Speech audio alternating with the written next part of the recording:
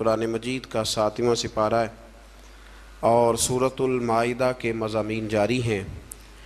قرآن مجید کے اس پارے کی جو پہلی آیہ کریمہ ہے اس کا پس منظر اور شان نزول حضرت سیدنا عبداللہ ابن عباس رضی اللہ تعالیٰ عنہ فرماتے ہیں کہ حبشہ کا جو بادشاہ تھا نا نجاشی، اس نے جب اپنے دربار میں مسلمانوں کو بلایا اور بلا کر کے اس نے کہا کہ مجھے وہ کلام وہ کتاب سناؤ جو تمہارے رسول علیہ السلام پر نازل ہوئی ہے۔ تو حضرت جناب جعفر طیار رضی اللہ تعالیٰ عنہ نے کچھ آیات پڑھ کے اسے سنائیں۔ تو قرآن مجید نے اس واقعے کا بیان پہلی آیت میں فرمایا ہے، فرمایا وَإِذَا سَمِعُوا مَا أُنزِلَ إِلَى الرَّسُولِ، جب وہ سنتے رہے وہ جو ہم نے اتارا تھا اپنے رسول کی طرف، تَرَىٰ أَعْيُنَهُمْ تَفِيضُ مِنَ الدَّمْ، تو فرمایا تو دیکھے گا کہ ان کی آنکھوں سے آنسو چھلک پڑے۔ جب انہوں نے وہ سنا جو ہم نے اپنے رسول علیہ السلام پر نازل کیا تھا تو آپ دیکھتے ہیں کہ ان کی آنکھوں سے آنسو چھلک پڑے۔ کیوں چھلک پڑے؟ مِمَّا عَرَفُوا مِنَ الْحَقِّ، اس لیے کہ انہوں نے حق کو پہچان لیا تھا۔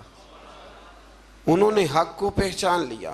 سارے دربار پہ سناٹا چھا گیا، نجاشی بھی رونے لگا، وہاں جو راہب بیٹھے تھے وہ بھی رو پڑے، اور اس مذہب کے جتنے پیروکار تھے ان سب کی آنکھوں میں آنسو آ گئے، اور انہوں نے کہا کیا؟ یقولون، وہ کہنے لگے ربنا آمنا، اے رب ہم ایمان لے آئے، فاکتبنا مع الشاہدین، تو ہمیں لکھ دے اسلام کی گواہی دینے والوں میں۔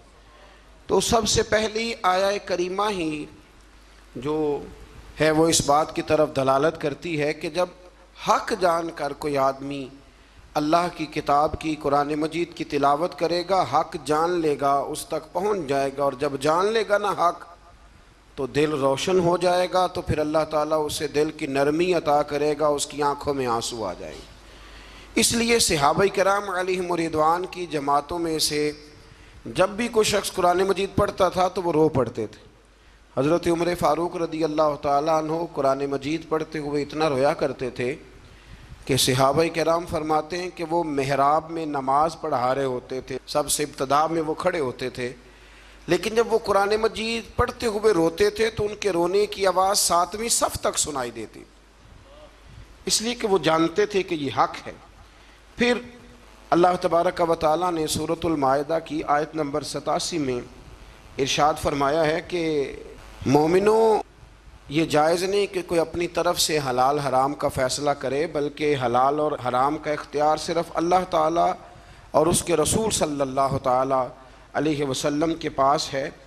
تو تم پاکیزہ چیزیں استعمال کرو اور حلال حرام کے فیصلے اللہ پہ چھوڑ دو، جس کو اس نے حلال کہا وہ حلال ہے، اور جس کو اللہ رسول حرام کر دے وہ حرام ہے۔ پھر اسی سورت کی آیت نمبر 99 کے اندر اللہ کریم نے یمین کے بارے میں، یمین منعقدہ کے بارے میں، یعنی قسموں کے بارے میں، جو ہم قسمیں اٹھا لیتے ہیں، اس کے بارے میں بیان فرمایا۔ آیت نمبر 99 میں اللہ کریم نے ارشاد فرمایا کہ کچھ لوگ لغو قسم اٹھاتے ہیں، اس پر تو کوئی کفارہ نہیں، یعنی کچھ لوگوں کی نیت نہیں ہوتی، یہاں مفسرین نے لکھا ان کی عادت ہوتی ہے، واللہ باللہ تاللہ بات کرتے وقت یہ لفظ کہنا، اس کی نیت قسم اٹھانے کی نہیں ہوتی، تو ان پر کچھ کفارہ نہیں ہے۔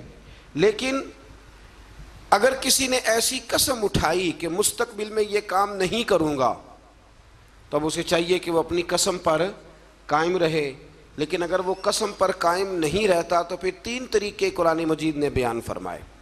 آیت نمبر 99 کے اندر 3 طریقے بیان فرمائے۔ ایک تو یہ بیان فرمایا کہ 10 مسکینوں کو وہ درمیانے وقت کا کھانا کھلائے، اور اگر یہ نہیں کر سکتا تو پھر ان کو درمیانہ لباس پہنا دے قسم کے کفارے کے لیے، اور اگر یہ نہیں کر سکتا تو پھر اس طرح کرے کہ غلام آزاد کرے۔ سب سے پہلی بات کیا فرمائی کہ 10 مسکینوں کو، یعنی جو قسم اٹھا بیٹھا ہے اور اب اپنی قسم پر قائم نہیں رہ سکتا، قسم توڑ رہا ہے، تو اس کے لیے حکم ہے کہ وہ 10 مسکینوں کو درمیانہ کھانا، ایک بالکل کمزور کھانا ہوتا ہے اور ایک بڑا ہی اچھا کھانا ہوتا ہے اور ایک درمیانہ وہ 10 مسکینوں کو کھانا کھلا دے یا 10 مسکینوں کو کپڑے لے کے دے دے، درمیانے کپڑے ضرورت کے مطابق۔ یہ نہیں کر سکتا تو پھر وہ اس طرح کرے، غلام آزاد کرے، اور اگر یہ بھی نہیں کر سکتا تو پھر آخری بات یہ بیان فرمائی کہ وہ 3 روزے رکھے، اس کی قسم کا کفارہ ہو جائے گا۔ لیکن میرے نبی کریم صلی اللہ تعالیٰ علیہ وسلم کی احادیث سے فقہاء نے ایک مسئلہ بیان کیا ہے کہ اگر کوئی شخص ایسی قسم کھا لے کہ جو قسم ہی جائز نہیں شریعت میں، نہیں کسی نے قسم اٹھا لی کہ آج کے بعد بھائی سے نہیں ملوں گا، تب یہ تو اس نے صلہ رحمی کا رشتہ توڑنے کی قسم اٹھا لی۔ تو میں قسم اٹھاتا ہوں کہ آج کے بعد اپنی بہن سے نہیں ملوں گا، تو یہ قسم ہی سرے سے غلط ہے، تو اب اس کے لیے حکم ہے کہ وہ قسم توڑ دے لیکن کفارہ بھی ادا کرے۔ پھر اسی سورہ مبارکہ کی آیت نمبر 90 اور 91 میں اللہ تبارک و تعالیٰ نے فرمایا کہ مومنوں، شراب، جوا اور حجر اسود کے پاس نا کفار نے کچھ بت لٹکائے ہوئے تھے، پتھر نصب کیے ہوئے تھے، ان کے نام کی وہ قربانیاں دیتے تھے، اور بعض روایات میں یوں بھی آتا ہے کہ وہ جانور ذبح کر کے تو اس کا خون ان کو ملا کرتے تھے، تو فرمایا یہ بھی تمہارے لیے جائز نہیں۔ اور اسی طرح تھے وہ فال نکالتے تھے تیروں کے ذریعے، تو اللہ کریم نے ان چاروں چیزوں کو ان آیہ مقدسہ میں حرام قرار دیا ہے، اور فرمایا تم نے ان چیزوں سے بچنا ہے، شراب سے بھی اور جوے سے بھی، اور پھر اسی طرح وہ جو نصب شدہ پتھر ہیں ان پر قربانیاں دینے سے بھی، اور یہ جو فالیں نکالی جاتی ہیں۔ ابھی بھی بڑے لوگ بیٹھے ہیں، میں اکثر کہا کرتا ہوں کہ دروازے پہ روٹی مانگنے آیا اور حال قسمت کا بتا رہا ہے، آیا روٹی مانگنے اور کہتا ہے قسمت کا حال بھی بتاؤں گا۔ تو اتنے کمزور ہیں پوچھنے والے بھی کہ ایک روٹی بھی دے رہے ہیں اور اس سے قسمت کا حال پوچھ رہے ہیں، جس کی اپنی اتنی خراب ہے کہ دروازے مانگ رہا ہے۔ تو اللہ کریم نے اس کو حرام قرار دیا، ناجائز قرار دیا، اور فرمایا یہ وہ چیزیں ہیں، انہی آیات میں فرمایا یہ وہ چیزیں ہیں جو تمہارے درمیان عداوت پیدا کریں گی۔ شراب بھی عداوت پیدا کرے گی، جوا بھی عداوت پیدا کرے گا، تو تمہیں ان چیزوں سے بچنا۔ آیت نمبر 95 سے لے کر 99 تک اللہ تعالیٰ نے حالت احرام میں شکار کی ممانعت فرمائی ہے کہ جب آپ احرام کی حالت میں ہوں گے تو شکار کرنا آپ کے لیے درست نہیں ہے۔ اس کے تفصیلی احکامات ہیں جو کتب فقہ میں ملتے ہیں۔ آیت نمبر 100 سے لے کر 103 تک اللہ تبارک و تعالیٰ نے جو مضامین بیان کیے ان میں پہلا مضمون یہ بیان کیا ہے کہ میرے رسول صلی اللہ علیہ وسلم سے غیر ضروری سوالات نہ کیا کرو، ضروری بات پوچھا کرو، ضروری بات۔ یہ آیت نمبر 100 میں اللہ کریم نے منع کر دیا۔ کچھ لوگوں کا بیجا سوالات کرنے کا بھی طریقہ ہوتا ہے، وہ سوال پر سوال کرتے ہیں، اور میں کئی دفعہ یہ سمجھتا ہوں کہ وہ بات کو سمجھنا چاہ نہیں رہے۔ نبی کریم علیہ السلام کی بارگاہ میں بھی کچھ لوگ سوالات کرتے تھے۔ ایک صحابی حضور کی بارگاہ میں بیٹھے تھے تو نبی پاک علیہ السلام نے فرمایا حج فرض ہے، تو انہوں نے کہا یا رسول اللہ ہر سال؟ حضور خاموش ہو گئے۔ انہوں نے پھر پوچھا، حضور ہر سال؟ خاموش ہو گئے۔ تیسری دفعہ پوچھا تو محبوب کریم نے ناگواری کا اظہار فرمایا، ناپسندیدگی کا اظہار فرمایا۔ فرمایا اگر میرے منہ سے نکل جاتا ہر سال فرض ہے تو اللہ نے ہر سال فرض کر دینا تھا، تمہارے لیے مشکل ہوتی۔ کثرت سوالات کتاب و سنت میں نا مفسرین نے لکھا ہے کہ پورے قرآن میں شاید 14 سوال ہوں جو صحابہ نے نبی پاک سے پوچھے۔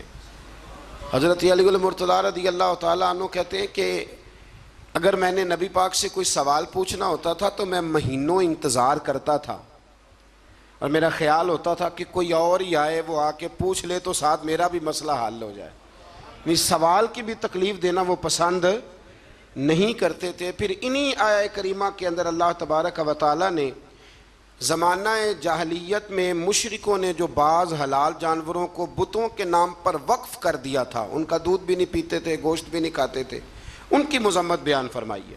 فرمایا یہ حلال اور حرام کرنے کا اختیار اللہ رسول کے پاس ہے، کسی اور کے پاس نہیں ہے۔ آج بھی لوگ بڑی چیزوں کا اختیار اپنے پاس رکھنا چاہتے ہیں، فلاں چیز بھی حرام ہو گئی، ولی کا نام آ گیا تو حرام ہو گئی، 11ویں کا نام آ گیا تو بھئی حلال وہ ہے جسے اللہ رسول حلال کہیں، حرام وہ ہے جسے اللہ رسول حرام کہیں۔ تو لوگ جبر کرتے ہیں دین میں، حالانکہ دین کے اندر کوئی جبر نہیں ہے۔ آیت نمبر 104 کے اندر اللہ تبارک و تعالیٰ نے بتایا ہے کہ جب اہل کتاب سے اور دین سے انحراف کرنے والوں کو دعوت دی جاتی نا کہ اللہ کی نازل کردہ دین پر اور رسول صلی اللہ تعالیٰ علیہ وسلم کی طرف توجہ کرو اور نبی پاک کی اتباع کرو، تو وہ کہا کرتے تھے کہ ہم جس روش پر ہیں نا، ہم اس روش کو اس لیے نہیں چھوڑ سکتے کہ ہمارے باپ دادا بھی اسی طریقے پہ تھے۔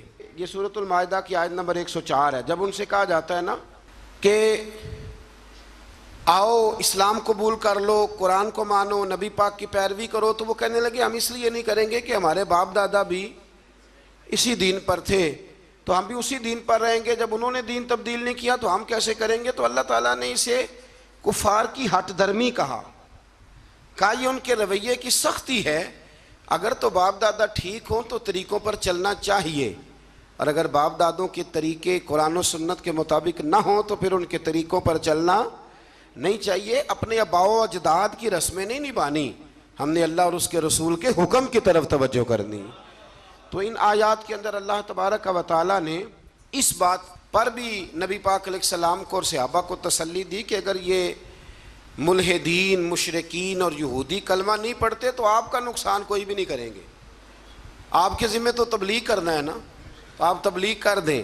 اگر یہ نہیں کلمہ پڑھتے تو نقصان نہیں کریں گے۔ اسی سے ہمارے مفسرین نے یہ مسئلہ بھی بیان فرمایا کہ عالم کو، مبلغ کو، واعظ کہنے والے کو دین کی بات کر دینی چاہیے، اور اگر اس کی بات سن کے کوئی عمل نہیں کرتا تو اس کا پھر کوئی نقصان نہیں ہے۔ ماں باپ کو بھی اپنی اولاد کو نصیحت کرنی چاہیے، صحیح بات بتانی چاہیے۔ اب کوئی اولاد عمل نہ کرے تو ماں باپ کو اب اس کی طرف سے کوئی باز پرس نہیں ہوگی۔ آیت نمبر 106 کے اندر ارشاد فرمایا کہ جب تم وصیت کرنے لگو نا اپنی اولاد کے لیے یا پیچھے مال چھوڑ کے جانے والوں کے لیے، تو تم گواہ مقرر کر لیا کرو تاکہ کوئی تنازع کھڑا نہ ہو۔ گواہ مقرر کرو، اللہ کریم نے حکم ارشاد فرمایا۔ لیکن بعض مفسرین نے یہ بھی لکھا ہے ان آیات کے حوالے سے کہ جب سے احکام وراثت نازل ہو گئے، اللہ نے خود بیان کر دیا کہ بیٹے کا اتنا ہے، بیٹی کا اتنا ہے، بیوی کا اتنا ہے، بھائی کا اتنا ہے، ماں باپ ہوں زندہ تو پھر ان کا اتنا ہے، تو اب یہ آیات ویسے ہی منسوخ ہو گئی ہیں، اب وصیت کرنے کی کوئی ضرورت موجود نہیں رہی، بات ہی ختم ہو گئی۔ آیت نمبر 110 سے لے کر 111 میں اللہ تعالیٰ نے حضرت عیسیٰ علیہ السلام کو اپنی نعمتوں کی یاد دہانی کرائی۔ ان میں سے فرمایا میں نے روح القدس سے تمہاری مدد کی، اللہ فرما رہا ہے۔ پھر ارشاد فرمایا کہ میری دی ہوئی طاقت سے تم نے پنگوڑے میں باتیں کرنی شروع کر دی، یہ رب بیان فرما رہا ہے۔ پھر فرمایا میں نے تمہیں کتاب و حکمت دی، تورات اور انجیل کی تعلیم دی۔ پھر اللہ تبارک و تعالیٰ نے حضرت موسیٰ کو جو معجزات عطا فرمائے ان کا بھی ذکر فرمایا۔ فرمایا اذن الہی سے آپ مٹی سے پرندہ بنا کر اس میں جان ڈال دیتے تھے، مادر زاد اندھوں اور برس کے مریض شفا یاب ہو جاتے تھے، مردوں کو زندہ کر دیتے تھے، اور بنی اسرائیل کی جو ایذا رسانیاں تھی، تکلیفیں تھی، ان سے بھی اے عیسیٰ ہم نے آپ کو بچایا تھا۔ ان ساری باتوں کا ذکر فرمایا۔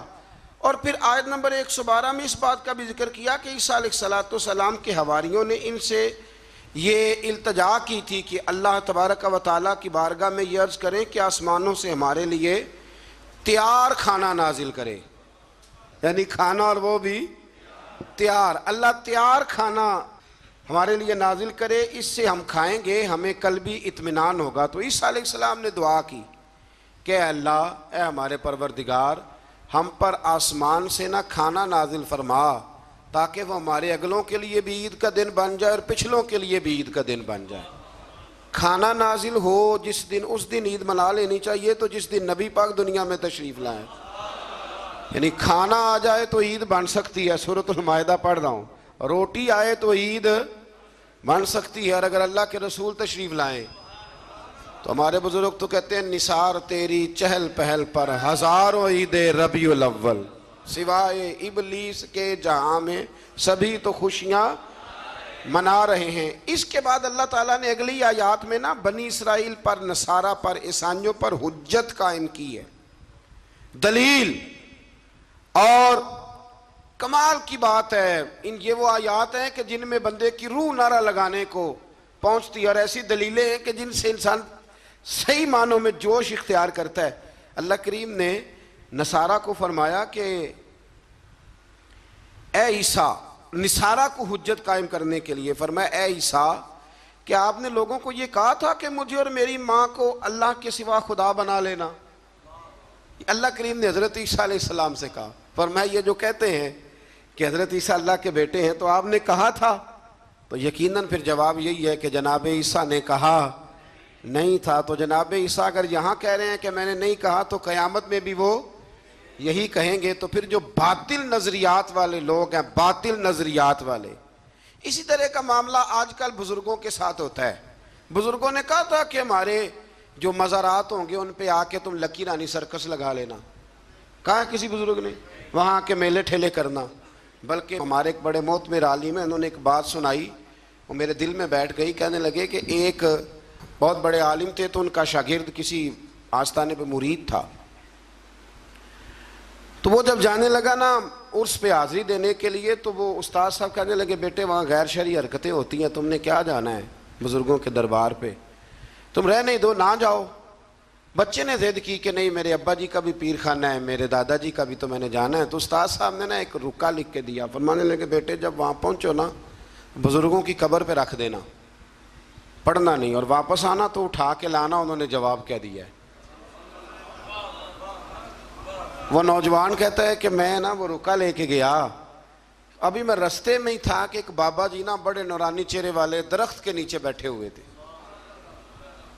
تو میں تو اپنی مستی میں گزر رہا تھا، تو بزرگوں نے میرا نام لے کے مجھے بلایا، اور میں نے جب ان کی طرف توجہ کی تو میرا نام ہی نہیں میرے ابا جی کا نام بھی بتا دیا انہوں نے۔ کہتے مجھے کہنے لگے ادھر آ بیٹے، پتر ادھر آ۔ میں قریب گیا تو کہنے لگے وہ رکا لا جو تیرے استاد نے دیا ہے۔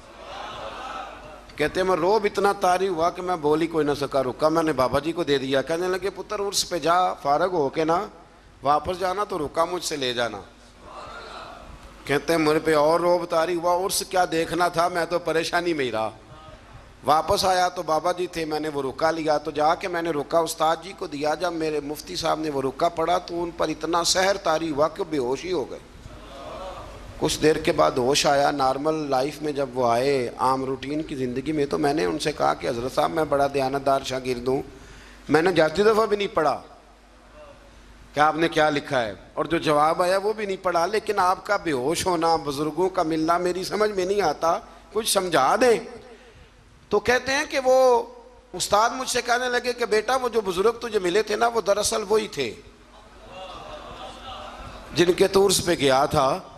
تو وہ رکا انہوں نے اس لیے لے لیا، میں نے رکے پہ لکھا تھا کہ بابا جی اگر آپ اتنے ہی طاقت والے ہیں تو یہ غیر شرعی حرکتیں ہوتی ہیں تو آپ روکتے کیوں نہیں، میں نے رکے پہ لکھا تھا۔ تو کہتے ہیں بابا جی نے جواب دیا ہے کہ غیر شرعی حرکتیں ہوتی ہیں تو ہم تو نکل کے سائیڈ پہ بیٹھ جاتے ہیں، اسی لیے تو لوگ کہتے ہیں دربار پہ گئے تھے تو جو دعا مانگی ہے وہ قبول نہیں ہوئے، بابا تو وہاں تھا ہی نہیں، وہ تو سائیڈ پہ ہو گیا، وہ تو تھے ہی نہیں، وہ تو نکل آئے کہ تم ہمیں تنگ کرتے ہو لہذا ہم جا رہے ہیں۔ فرمایا بزرگ تو مزار چھوڑ کے چلے جاتے ہیں اس لیے کہ وہ اللہ کے رسول کی شریعت کے پورے، اور کہتے ہیں آپ بے ہوش کیوں ہوئے؟ تو کہنے لگے بے ہوش اس لیے ہوا تھا کہ بابا جی کہنے لگے مولانا ہم پہ اعتراض نہ کرو، جب تک ہم زمین کے اوپر تھے منع کرنے کی ڈیوٹی ہماری تھی، اب ہماری ڈیوٹی نہیں، اب تمہاری ڈیوٹی ہے، تم اپنا کام پورا کرو، تم ڈیوٹی ادا کرو۔ بیٹھ کے وہاں طنز کر رہے ہو کہ یہ کیوں ہو رہا ہے تو وہ کیوں ہو رہا ہے۔ تو حضرت عیسیٰ علیہ السلام نے کسی کو کہا نہیں کہ تم میری عبادت کرو یا معاذ اللہ میری ماں کو رب مانو، تو قیامت کے دن بھی وہ یہی کہیں گے کہ یا اللہ میں نے انہیں کہا نہیں تھا۔ تو جب لوگ اپنی طرف سے چیزیں بنانے لگتے ہیں پھر خرابی پیدا ہوتی ہے۔ تو میرے عزیز دوستو پھر اس سے آگے سورہ انعام شروع ہو جاتی ہے، یہ مکی صورت ہے۔ اس صورت کے بالکل آغاز میں اللہ تبارک و تعالی نے اپنی قدرت کا بیان فرمایا ہے کہ اس نے آسمان، زمین، ظلمت اور نور کو پیدا کیا، اس نے انسان کو مٹی سے پیدا کیا، پھر اس کے لیے ایک مدت حیات اور قیامت کا وقت مقرر فرمایا، لیکن کافر پھر بھی اپنے رب کے ساتھ شریک ٹھہراتے ہیں اور اس کی قدرت کے بارے میں شک میں مبتلا ہوتے ہیں، حالانکہ وہ ظاہر اور باطن اور انسان کے ہر عمل کو جاننے والا ہے۔ منکروں کا ایک شعار ہے، یہ طریقہ ہے کہ اللہ کی قدرت کی نشانیاں آنے کے باوجود بھی اس پہ غور نہیں کرتے، توجہ نہیں کرتے۔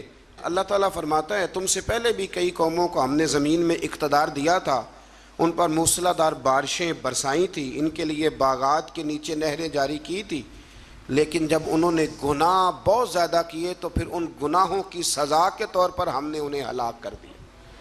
ساری نعمتوں سے نوازا، لیکن جب وہ باز نہ آئے تو پھر ان کی سزا بنتی تھی۔ اللہ تبارک و تعالیٰ نے ایک عجیب انداز میں ایک بات کو حرف آخر کے طور پر کافر اور مشرک کے بارے میں اللہ کریم نے نا ایک واضح دلیل، بین دلیل، آیت نمبر 7 میں، سورہ انعام 7واں پارہ، آیت نمبر 7 میں فرمایا کہ کافروں کا حال تو یہ ہے کہ اگر لکھی ہوئی کتاب ان کے پاس اتاری جائے، لکھی ہوئی پوری اوپر سے اترے اور یہ اپنے ہاتھوں سے چھو کے دیکھ بھی لیں تو پھر بھی ایمان نہیں لائیں گے۔ جنہوں نے نہیں ماننا انہوں نے، آج ہم بھی لوگوں کو دیکھتے ہیں جتنی مرضی دلیلیں دے لو، جس نے نہیں ماننا اس کا پروگرام ہی نہیں ماننے کا۔ فرمایا پھر بھی یہ اس کو تسلیم نہ کریں گے بلکہ اسے جادو قرار دیں گے۔ اسی طرح اگر ان کے پاس فرشتہ اتر کے آ جائے اور یہ اسے اصل شکل میں دیکھ نہ پائیں، اور اگر بشری لباس میں آئے تو پھر کہیں گے کہ یہ تو ہماری طرح کا بشر ہے، اصل حالت میں دیکھ نہیں سکتے، اور انسانی حالت میں آئے گا تو کہیں گے بالکل ہماری طرح کا ہے۔ تو رسول اللہ صلی اللہ علیہ وسلم کو تسلی دیتے ہوئے اللہ تعالیٰ نے فرمایا کہ ہر دور کے کفار کا اپنے نبیوں کے ساتھ یہی طریقہ رہا کہ وہ انبیاء کا معاذ اللہ مذاق اڑایا کرتے تھے، یہ طریقہ رہا۔ آپ زمین پہ چل پھر کے دیکھ لیں گزشتہ امتوں کے تباہ شدہ آثار اور ان کے انجام آپ کو بتائیں گے کہ انہوں نے اگر نبیوں کا مذاق اڑایا تو پھر اللہ نے انہیں سزا کیا دی۔ زندگی میں انسان گفتگو کرتے ہوئے بہت سارے لوگوں کی طرف دیکھ کے ہنستا ہے، ان کا مذاق اڑاتا ہے۔ ایک میری بات پلے سے باندھ لینا، کتابوں کا، فرشتوں کا، جنت دوزخ کا کبھی بھی مذاق نہ اڑائیں۔ اب میں کچھ لطیفے ایسے سننے لگا ہوں جن میں لوگ فرشتوں کا مذاق اڑاتے ہیں، ڈرنا چاہیے اللہ تعالیٰ سے۔ لوگ جنت کا مذاق اڑاتے ہیں، لوگ دوزخ کے بارے میں معاذ اللہ فضول باتیں کرتے ہیں۔ آپ مطلب یہ کن کی روش ہے، یہ کن کا طریقہ ہے؟ اور ایک بات میری پلے سے باندھ لینا، ٹھیک ہے کمزور لوگ ہوتے ہیں، علماء بھی، مشائخ بھی، ان میں غلطیاں ہوتی ہیں، لیکن کبھی بھی کسی دین کے عالم کا مذاق نہ اڑانا، کبھی بھی کسی صوفی کا، کسی درویش کا مذاق نہ اڑانا، کبھی بھی کسی دین کے طالب علم کا مذاق نہ اڑانا۔ یہاں لوگ نقلیں اتارتے ہیں اور میں نے دیکھا ہے کہ لوگ ہنستے ہیں، مذاق کرتے ہیں، آپ کو پتہ نہیں کہ آپ کس کی بات کر رہے ہیں۔ ہم مصلی پہ کھڑے ہونے والے کی طرف نہیں دیکھا کرتے، ہم تو رسول اللہ کے مصلی کی طرف دیکھا کرتے ہیں۔ ہم ممبر پر بیٹھنے والے کی جانب نہیں دیکھتے، ہم تو ممبر رسول کو دیکھتے ہیں۔ تو یہ لوگ انبیاء کا مذاق اڑاتے، آج بھی لوگ مذاق کرتے ہیں۔ وہ فلاں عالم نے کہہ دیا ہے کہ بڑی جلدی انقلاب آئے گا، تو کہتے ہیں جی خوابوں کی کہانیاں سناتے ہیں۔ تو میں نے کہا اس طرح نہ کرو، یہ تم مذاق اڑا رہے ہو، اور مذاق اللہ والوں کا اڑانا رب کریم کو پسند نہیں ہے۔ اس سے بچیں، اور جتنا بچا جا سکتا ہے اتنا اس سے آپ پرہیز کریں۔ اسی طرح آیت نمبر 14 کے اندر رسول اللہ صلی اللہ علیہ وسلم کو حکم ہوا کہ آپ کافر اور مشرکوں کو بتائیں کہ کیا میں زمین و آسمان کا خالق نہیں؟ آپ ان سے پوچھیں کہ سب کو روزی رساں کو چھوڑ کر کسی اور کو اپنا کارساز بنا لوں؟ آپ ان سے کہیں اے محبوب کہ کیا میں اسے چھوڑ کر جو سب کچھ دیتا ہے کسی اور کے پیچھے چل نکلوں؟ آپ ان سے کہہ دیں کہ سب سے پہلے اسلام لانے والا میں خود ہوں، سب سے پہلے ایمان لانے والا میں خود ہوں۔ اور فرمایا پھر ان کو یہ بھی بتا دو کہ اللہ جس کو ضرر پہنچائے، اللہ کے سوا کوئی اسے نجات دینے والا نہیں ہے، اور اگر وہ کسی کو خیر سے نوازے تو کوئی اسے روک سکتا نہیں ہے۔ اور یہ بھی بتا دیں کہ ہر خیر کا مالک اللہ ہے، اور مجھے اسی بات کا حکم دیا گیا ہے کہ میں ہر مخاطب کو اللہ کے عذاب سے ڈراؤں اور اس کی توحید کی دعوت دوں اور شرک سے برات کا اعلان کروں۔ میرے پاس ایک صاحب کل پرسوں تشریف لائے تو وہ کہنے لگے سارے ڈاکٹروں سے، حکیموں سے، طبیبوں سے، پیروں سے مشورہ کر لیا ہے لیکن میری ہمشیرہ ٹھیک نہیں ہوتی۔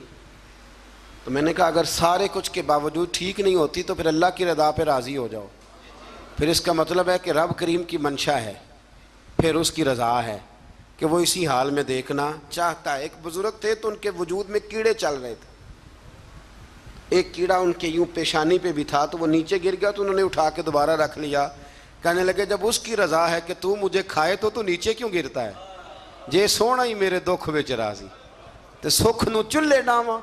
تو اس لیے اللہ اگر کسی کو ضرر پہنچانا چاہے تو کوئی اسے بچا سکتا، اور اگر اللہ کسی کو خیر دینا چاہے تو کوئی روک سکتا۔ اللہ عزت دے تو کوئی ذلیل نہیں کر سکتا، پکی بات ہے۔ کرنے دے حسد والوں کو جتنا وہ آپ سے حسد کرتے ہیں، آپ کرنے دے۔ لوگ کہتے ہیں فلانا مجھ سے بڑا جلتا ہے، تو میں نے کہا وہ تو فائدہ کر رہا ہے آپ کا۔ پھر مہر علی شاہ صاحب رحمۃ اللہ علیہ کے مرشد نے انہیں دعا دی تھی کہ مہر علی میرا دل کرتا ہے لوگ تجھ سے زیادہ حسد کریں۔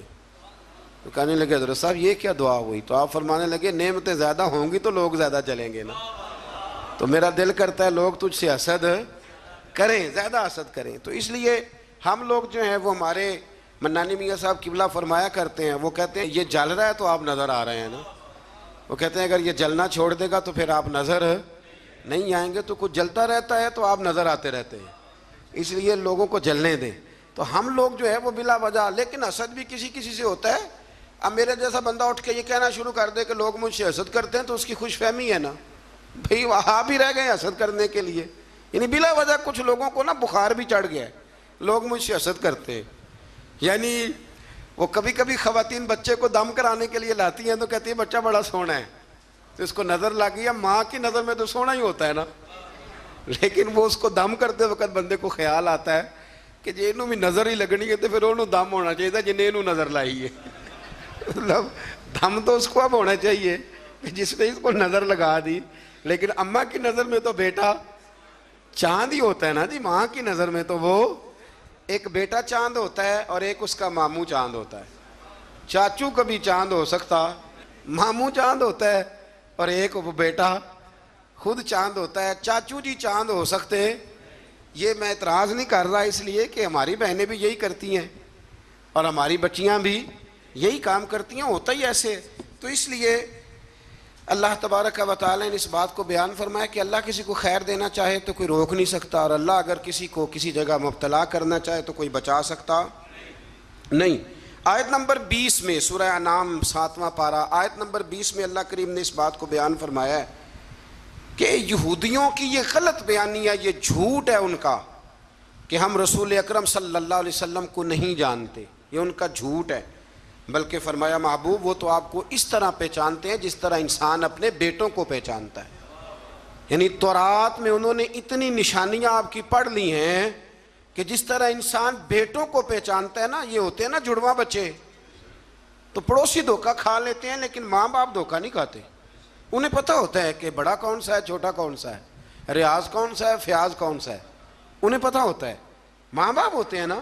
تو اسی طرح اللہ نے مثال بیان کی کہ یہ یہودی اور ان کے علماء اور اہل کتاب جھوٹ بولتے ہیں کہ ہم نبی پاک کو نہیں جانتے۔ میں نے تو تورات انجیل میں اتنی کھول کے نشانیاں بیان کی ہیں کہ جس طرح یہ اپنے بیٹوں کو جانتے ہیں اسی طرح تجھے پہچانتے ہیں۔ تیری نعتیں صرف قرآن میں نہیں، تورات میں بھی ہیں، انجیل میں بھی ہیں اور زبور میں بھی ہیں، ہر جگہ محبوب کی نعتیں۔ آیت نمبر 22 میں اللہ کریم نے فرمایا کہ قیامت کے دن ہم مشرکوں کو جمع کریں گے اور پوچھیں گے کہ تمہارے وہ باطل معبود اب کہاں ہیں، تو پھر وہ اپنے ماضی کو جھٹلائیں گے، پھر وہ اس کو غلط قرار دیں گے۔ آیت نمبر 25 میں اللہ تعالیٰ فرماتا ہے منکرین آپ کی بات کو توجہ سے سنتے ہیں لیکن ان کی بدعمالیوں کے سبب ان کے دلوں پر پردے پڑے ہوئے ہیں اور ان کے کانوں میں بندش ہے۔ اس کا مطلب یہ ہے کہ وہ سنتے تو ہیں لیکن یہ سننا ان کے لیے نفع بخش نہیں ہوتا، وہ ہٹ دھرمی سے حق کو رد کر جاتے ہیں۔ آخرت میں وہ تمنا کریں گے کہ کاش ہمیں دنیا میں واپس بھیج دیا جائے، اب ہم ایمان لانے والوں میں سے ہو جائیں گے، لیکن اس دنیا میں رہتے ہوئے وہ حیات بعد الممات کے منکر رہے، یہاں رہ کے کہتے تھے کہ اٹھنا نہیں، اور وہاں جا کے کہتے ہیں ایک دفعہ بھیج، ایک دفعہ دوبارہ بھیج۔ وہ ایک دانشور نے کالم لکھا تھا، اس نے کہا تھا کہ ایک بابا جی دو تین نوجوانوں کے بیچ کھڑے تھے تو ایک نوجوان کو دفن کیا جا رہا تھا، تو بابا جی ان جوانوں سے پوچھنے لگے کہ بیٹا اس کی کیا خواہش ہوگی، اب یہ کیا سوچتا ہوگا جو قبر میں جا رہا ہے؟ تو وہ نوجوان کہنے لگے بابا یہ سوچتا ہوگا کہ اگر مجھے زندگی مل جائے تو مسجد میں ہی رہوں گا، غریبوں کی مدد کروں گا، ماں باپ کا حکم مانوں گا، 5 نمازیں پڑھوں گا، روزانہ قرآن پاک پڑھوں گا، درود پاک پڑھوں گا، یہی تو اس کی نیت ہوگی، اور کیا ہو سکتی ہے؟ تو بزرگ کہنے لگے بیٹے اسے تو اب موقع نہیں مل سکتا، پر تمہیں تو ملا ہوا ہے نا، اسے تو نہیں مل سکتا تو تمہارے پاس تو ہے نا، تو مہربانی کرو تم یہ کام کرنے شروع کر دو جو تمہارے خیال میں یہ اب سوچ رہا ہے۔ اسی طرح سے آیت نمبر 31 میں اللہ تبارک و تعالیٰ نے اس بات کا بھی ذکر فرمایا ہے کہ اللہ تعالیٰ نے فرمایا کہ انہوں نے اللہ کے حضور پیش ہونے کی حقیقت کو جھٹلایا اور وہ اپنی بدعمالیوں کا بوجھ اپنی پیٹھوں پر اٹھائے ہوئے ہیں، اور جب اچانک قیامت آ پہنچے گی تو کہیں گے ہائے افسوس ہم نے بہت کوتاہی کی۔ اسی طرح جب اچانک موت آئے گی تو پھر بھی لوگ کہیں گے ہائے ہم نے بڑی کوتاہی کی۔ رسول اللہ صلی اللہ علیہ وسلم کو تسلی دیتے ہوئے اللہ تعالیٰ نے فرمایا آپ غمگین نہ ہو، یہ آپ کو نہیں جھٹلا رہے بلکہ یہ اللہ کی آیتوں کا انکار کر رہے ہیں۔ حبیب تیرا نہیں انکار کر رہے، میری باتوں کا انکار کر رہے ہیں معاذ اللہ۔ اور آپ سے پہلے بھی رسولوں کو جھٹلایا گیا، انہوں نے صبر کیا، اگر اللہ تعالیٰ چاہتا تو سب کو جبراً بھی ہدایت پر جمع فرما دیتا، لیکن بندے کو اختیار دے کر آزمایا ہے اور جزا اور سزا کا نظام قائم کیا ہے، یہی اللہ کی حکمت ہے۔ اگر وہ چاہتا تو جبراً بھی سب کو ہدایت مل سکتی تھی، دے سکتا تھا، لیکن اس نے لوگوں کو آزمایا ہے۔ آیت نمبر 38 میں اللہ تبارک و تعالیٰ نے ارشاد فرمایا کہ زمین پر چلنے والے حیوان اور فضاؤں میں اڑنے والے پرندے تمہاری طرح مخلوق ہیں، جب قیامت آئے گی اور اللہ کا عذاب نگاہوں کے سامنے ہوگا پھر یہ مشرک بھی ایک ہی رب کو پکاریں گے۔ اور آیت نمبر 44 میں فرمایا قوموں کی طبیعت اور گمراہی سے ہدایت پر گامزن کرنے کے طریقے اور ہدایت کو بھول جانے اور بطور آزمائش ان کے رزق میں فراوانی اور ان کی نعمتوں پر اترانے اور اچانک پکڑے جانے کا ذکر کر کے فرمایا بھول نہ جانا، اگر میں نعمتیں دے کے کھلی چھٹی دیتا ہوں نا تو جب پکڑتا ہوں تو اچانک پکڑ بھی لیا کرتا ہوں، پکڑ لیتا ہوں۔ بڑے بڑے مالدار پکڑے گئے کہ نہیں پکڑے گئے؟ بڑے بڑے رئیس جو اٹھتے تھے تو ساری دنیا کھڑی ہو جاتی تھی، پھر ختم ہو گئے نا معاملات۔ تو اللہ تبارک و تعالیٰ نے ان ساری باتوں کا یہاں ذکر فرمایا۔ آیت نمبر 46 اور 50 اور پھر 50 سے آگے ہوا یہ کہ نبی کریم علیہ السلام کی بارگاہ میں نا قریش مکہ آئے اور کہنے لگے کہ یا رسول اللہ صلی اللہ علیہ وسلم دل بڑا کرتا ہے کہ ہم بھی آپ کے پاس بیٹھیں اور آپ سے دین کی باتیں سنیں، لیکن جو آپ کے پاس غریب لوگ بیٹھے ہوتے ہیں نا، بلال حبشی، عمار بن یاسر، خبیب، یہ ماڑے ماڑے لوگ، ان کا معیار نہیں ہمارے معیار کے ساتھ، تو آپ اس طرح کریں ہمیں کوئی تھوڑا الگ سے وقت دیں۔ یہ آپ کو آیت نمبر 52 میں تفصیل ملے گی، سورہ انعام آپ پڑھیں گے نا تو یہ تفصیل ملے گی۔ آپ نا ہمیں تھوڑا سا الگ سے وقت دیں، وقت دیں آپ۔ یہ ہوتا ہے، میں نے دیکھا ہے، اللہ معاف کرے، اب تو خانقاہوں آستانوں پہ بھی ہوتا ہے کہ امیروں کے لیے افطاریاں الگ ہوتی ہیں اور غریبوں کے لیے الگ ہوتی ہیں، کہ تھوڑا سا وقت دیں الگ سے، ہم بھی دین کی بات سنیں۔ یہ ماڑے ماڑے لوگ بیٹھے ہوتے ہیں تو ہمارا معیار نہیں۔ نبی کریم علیہ السلام نا بڑی خواہش رکھتے تھے کہ غریب بھی کلمہ پڑھ جائیں اور امیر بھی کلمہ پڑھ جائیں، تو نبی کریم کے دل میں خیال آیا کہ وقت دینا چاہیے، تھوڑا سا وقت ان کے لیے الگ کر لیتے ہیں۔ جب حضور کے دل میں خیال آیا تو اللہ تعالیٰ نے قرآن نازل کر دیا، ارشاد فرمایا وَلَا تَطْرُدِ الَّذِينَ يَدْعُونَ رَبَّهُمْ بِالْغَدَاةِ وَالْعَشِيِّ يُرِيدُونَ وَجْهَهُ، فرمایا محبوب انہیں اپنے پاس سے دور نہ ہٹانا جو صبح بھی اپنے رب کو پکارتے ہیں اور شام بھی اپنے رب کو پکارتے ہیں۔ اور فرمایا پکارتے کس لیے ہیں؟ یریدون وجہ، یہ اس لیے نہیں پکارتے کہ انہیں کوئی دنیاوی لالچ ہے، یہ اس کی رضا کے لیے اسے پکارتے۔ تو میرے رسول کریم علیہ السلام نے فرمایا بھئی میرے رب کا حکم آ گیا، بیٹھنا تو بیٹھو، نہیں بیٹھنا تو نہ بیٹھو، لیکن میرے ساتھ بلال حبشی ضرور بیٹھے گا، عمار بن یاسر ضرور بیٹھے گا، صہیب رومی ضرور بیٹھے گا۔ فرمایا یہ غرباء مساکین میرے گرد ضرور بیٹھیں گے، یہ ضرور بیٹھیں گے۔ میں نے تو یہ رنگ بھی دیکھا ہے اپنی مختصر سی زندگی میں کہ لوگ کہتے ہیں مسجد کی کمیٹی کا صدر بھی کوئی چودھری ہونا چاہیے، یعنی مسجد اور مدرسے کی کمیٹی کا صدر بھی کوئی چودھری ہونا چاہیے، کوئی نام ہونے چاہیے، کوئی لکھنا چاہیے، کوئی ایسے کریں کوئی ویسے کریں، اور چھوڑے میاں آپ کس کام لگے ہوئے ہیں؟ اگر مسجد اللہ کا گھر ہے نا تو وہ بانی جائے گا. آپ چھوڑیں آپ کن چکروں میں پڑے ہوئے ہیں. آپ یہ دیکھیں کہ مسجد میں جھاڑو صحیح کر کے کون دیتا ہے, توجہ صحیح کر کے کون کرتا ہے. اللہ ہمیں سمجھنے کی توفیق عطا فرمائے. پھر آگے آیت نمبر 59 میں اللہ کریم نے فرمایا کہ غیب کی کنجیاں اسی کے پاس ہیں اور اس کے سوا اس کا کوئی جاننے والا نہیں ہے. اور خشکی اور سمندر میں اور وہ درخت سے گرنے والے ہر پتے کو بھی جانتا ہے اور زمین کی تاریکیوں میں ہر دانے کو بھی جانتا ہے. تار اور خشک ہر چیز لوح محفوظ پہ اس نے لکھ دی ہے. اور آیت نمبر 60 میں فرمایا نیند اور بیداری کے تسلسل کے جاری رہنے اور میعاد مقرر پر مرنے اور اللہ کی طرف لوٹنے کے بیان کو یہاں بیان کر کے بھی اللہ نے اپنی قدرت کی علامات کو بیان فرمایا. اب یہاں کچھ لوگ فٹافٹ مانا کر دیتے ہیں کہ دیکھو جی اللہ نے خود ہی کہہ دیا نا کوئی غیب نہیں جانتا. تو میں پیچھے آپ کو بتایا ہوں نا کل کہ اللہ کریم فرماتے ہیں کہ سورہ آل عمران کے اندر کہ میں عام لوگوں کو غیب پر اطلاع نہیں دیتا لیکن اپنے رسولوں میں سے جس کو چن لیتا ہوں. یہاں فرمایا کہ کوئی نہیں جانتا تو اس کا معنی یہ ہے کہ از خود کوئی نہیں جانتا, لیکن اگر اللہ بتا دے تو پھر کوئی جاننے والا جان لیتا ہے. آیت نمبر 61 میں فرمایا کہ اللہ تعالیٰ اپنے بندوں پر غالب ہے اور ان پر نگرانی کرنے والے فرشتے بھیجتا ہے, اور جب کسی کی موت کا وقت آ جائے تو فرشتے کسی کوتاہی کے بغیر اس کی روح قبض کر لیتے ہیں.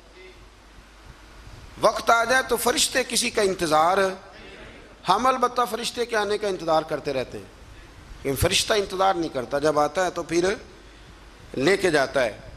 آیت نمبر 68 میں گمراہ کن عقائد کے حامل لوگوں کی صحبت سے بچنے کا حکم ہے کہ جن کے عقیدے برے ہوں ان کے پاس نہ بیٹھو, ان کے قریب نہ جاؤ. حضرت عبداللہ ابن عمر رضی اللہ تعالیٰ عنہ کو بتایا گیا تھا کہ یہ شخص جو ہے یہ تقدیر کا صرف منکر ہے, خیر شر والی تقدیر کا یہ منکر ہے, باقی ساری چیزوں کو مانتا ہے. تو جناب عبداللہ ابن عمر نے فرمایا یہ تو سلام لینے کے قابل بھی نہیں.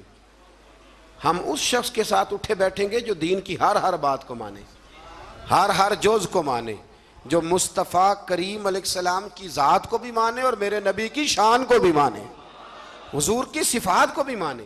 ایسے تھوڑی بات ہے کہ وہ چند باتوں کا ذکر کرے اور باقی سب چیزوں کو وہ چھوڑ جائے. آیت نمبر 74 سے لے کر 81 تک اللہ تعالیٰ نے حضرت ابراہیم علیہ السلام کا ذکر فرمایا ہے. بڑے پیارے ہیں یہ نبی اللہ کو. حضرت ابراہیم کا ذکر فرمایا اور اللہ نے فرمایا ابراہیم کو یقین کامل عطا کرنے کے لیے ہم نے انہیں آسمانوں اور زمینوں کی بادشاہی دکھائی, یعنی کائنات کے نظام کے اسرار اور حکمتیں بتائیں.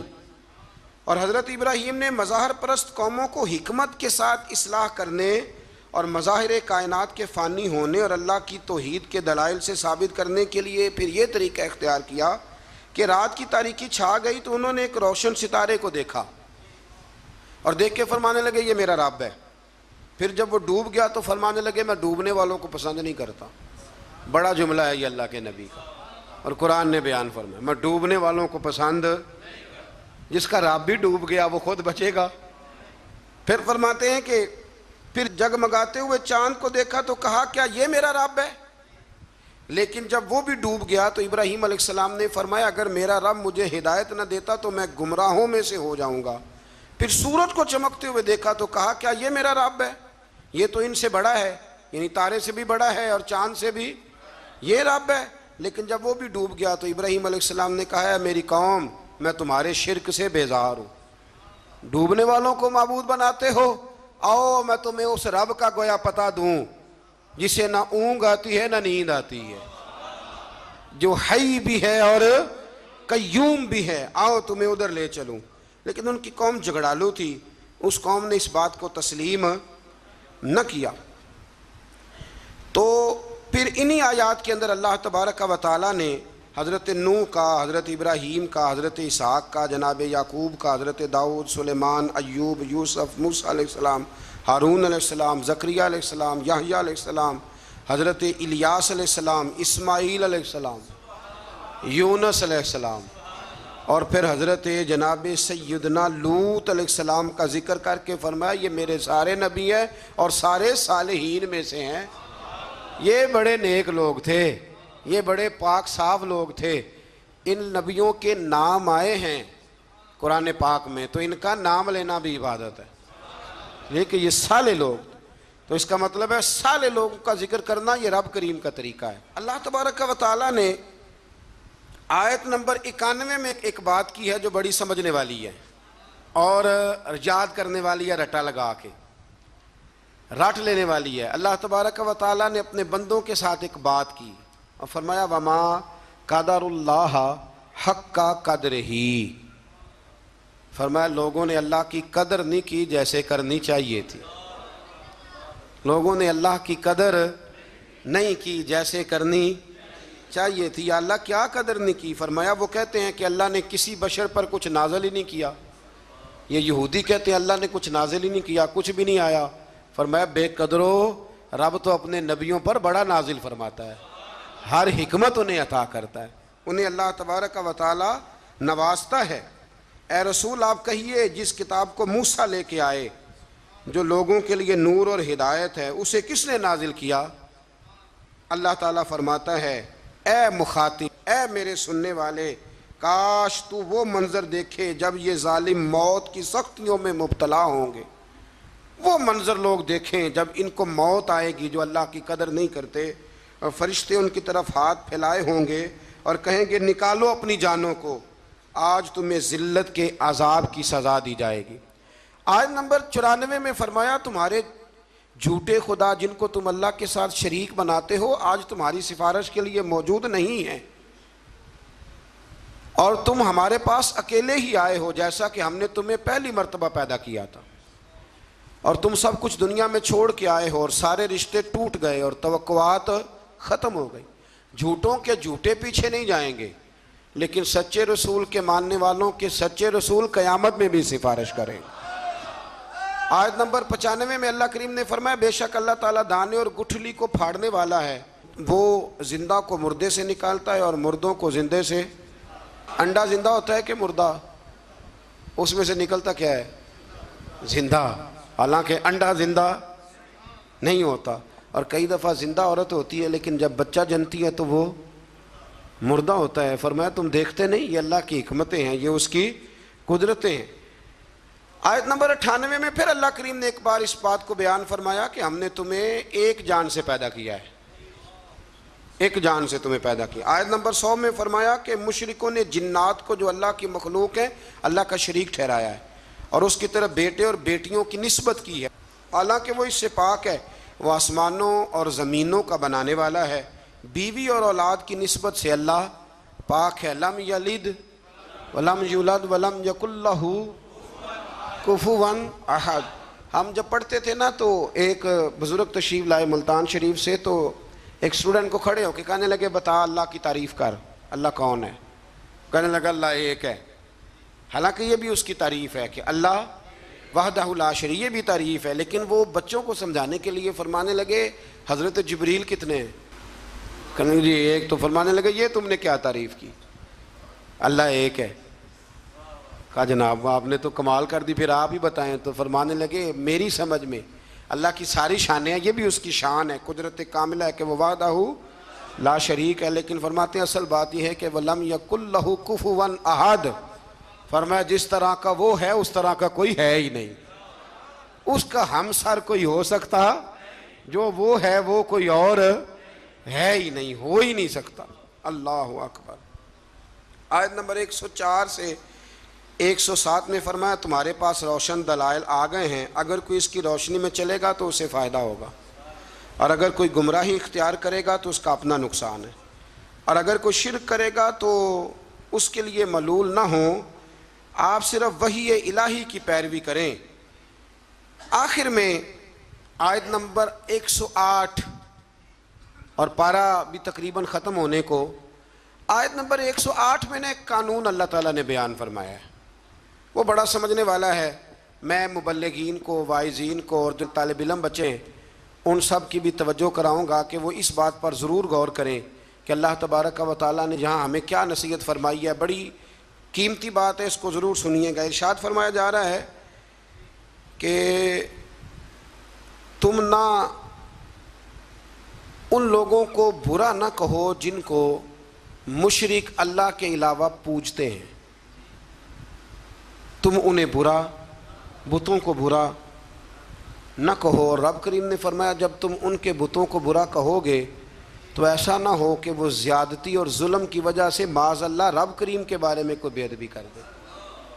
ان کے جھوٹے خداؤں کو تم برا کہو گے تو ہو سکتا ہے وہ تمہارے سچے کو برا کہیں۔ تو فرمایا تم اس طرح کرو کہ تم تبلیغ ضرور کرو، بات ضرور کرو، لیکن ان کو برا نہ کہو۔ آج رویہ یہ بن گیا ہے، گالی کی زبان اس لیے عام ہوئی ہے کہ لوگ جب کسی کے بزرگ کے بارے میں کوئی ایسا لفظ کہتے ہیں تو پھر بھی وہ جواب میں خاموش نہیں رہتا۔ اس لیے ہم کہتے ہیں کہ اسٹیج پر سنجیدہ بات ہونی چاہیے۔ آپ اپنی رائے جب پیش کریں تو دلائل کے ساتھ پیش کریں۔ ہمارے زمانے میں طریقہ لوگوں کا یہ ہے کہ لوگ آواز اونچی کرتے ہیں، دلائل مضبوط نہیں کرتے۔ میرا مشورہ یہ ہے، میں اپنے دائرے کے طالب علموں کو کہا کرتا ہوں کہ آوازیں اونچی نہ کرو، دلائل مضبوط کرو۔ دلیل ہو مضبوط تو آواز نیچی بھی ہو تو بات دور تک جاتی ہے، اور بیچ میں کچھ بھی نہ ہو اور بندہ اتنا زور لگائے کہ اسپیکر ہی پھٹ جائے تو اس کا کوئی مطلب نہیں ہے۔ تو آپ جب بھی بات کریں گے مہذب انداز میں کریں گے۔ اس لیے امت مسلمہ یہ نہیں کہتی کہ نبی پاک علیہ السلام کی ناموس کی صرف بات ہے، امت مسلمہ یہ کہتی ہے کہ ہم کسی بھی مذہب کے کسی بھی پیشوا اور مقتدا کو برا نہیں کہتے۔ اگر کسی کا نظریہ باطل ہے تو دلائل کے ساتھ اس کا رد ضرور کیا جائے گا، لیکن اسے برا نہیں کہا جائے گا۔ ہمارے ہاں لوگ پھبتیاں کستے ہیں، مذاق اڑاتے ہیں دوسروں کا۔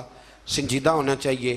آپ سنجیدہ بات کریں گے تو سنجیدگی پھیل جائے گی، اور اگر ہم غیر مہذب انداز اختیار کریں گے تو پھر معاشرے میں جذباتی لوگ پیدا ہوں گے۔